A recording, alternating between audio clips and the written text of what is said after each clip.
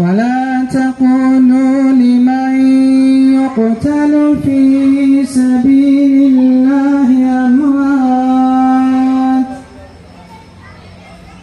بل أحياء والجوع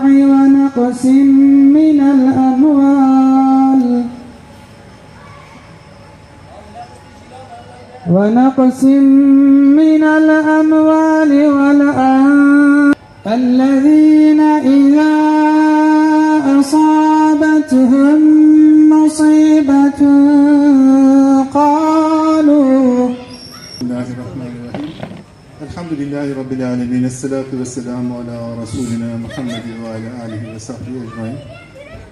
Ya Rabbim gecemizi inşallah hayır eylesin.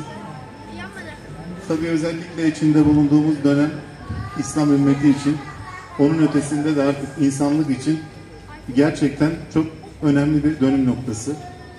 Dünyanın her yerinde bugün Filistin'de, Gazze'de olan vahşet ve soykırıma karşı ciddi tepkiler var.